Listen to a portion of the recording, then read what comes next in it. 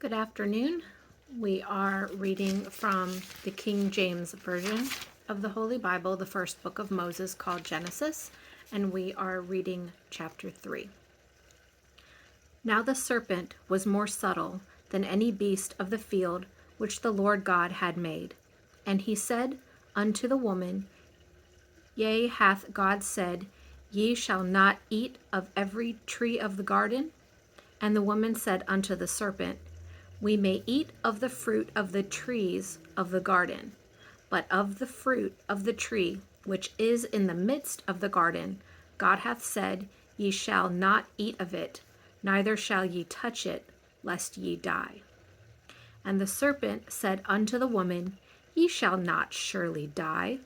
For God doth know that in the day ye eat thereof, then your eyes shall be opened, and ye shall be as gods, knowing good and evil.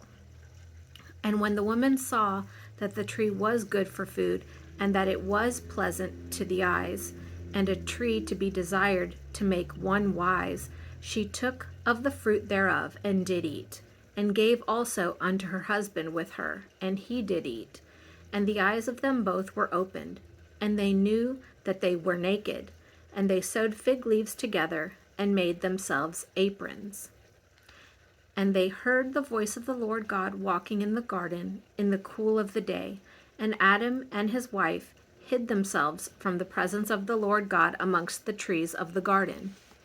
And the Lord God called unto Adam and said unto him, Where art thou? And he said, I heard thy voice in the garden, and I was afraid, because I was naked, and I hid myself. And he said, Who told thee that thou wast naked?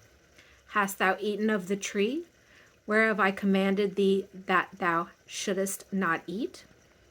And the man said, The woman whom thou gavest to be with me, she gave me of the tree, and I did eat.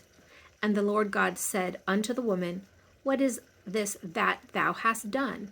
And the woman said, The serpent beguiled me, and I did eat. And the Lord God said unto the serpent, Because thou hast done this, thou art cursed above all cattle, and above every beast of the field. Upon thy belly shalt thou go, and dust shalt thou eat all the days of thy life. And I will put enmity between thee and the woman, and between thy seed and her seed. It shall bruise thy head, and thou shalt bruise his heel. Unto the woman he said, I will greatly multiply thy sorrow and thy conception. In sorrow thou shalt bring forth children, and thy desire shall be to thy husband, and he shall rule over thee. And unto Adam he said, Because thou hast hearkened unto the voice of thy wife, and hast eaten of the tree, of which I commanded thee, saying, Thou shalt not eat of it, cursed is the ground for thy sake. In sorrow shalt thou eat of it all the days of thy life. Thorns also and thistles shall it bring forth to thee, and thou shalt eat the herb of the field. In the sweat of thy face shalt thou eat bread, till thou return unto the ground. For out of it wast thou taken, for dust thou art, and unto dust shalt thou return. And Adam called his wife's name Eve, because she was the mother of all living. Unto Adam also and to his wife did the Lord God make coats of skins, and clothed them. And the Lord God said, Behold, the man is become as one of us, to know good and evil.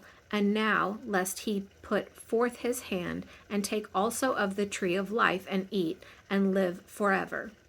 Therefore the Lord God sent him forth from the Garden of Eden, to till the ground from whence he was taken. So he drove out the man, and he placed at the east of the Garden of Eden cherubims, and a flaming sword, which turned every way to keep the way of the tree of life.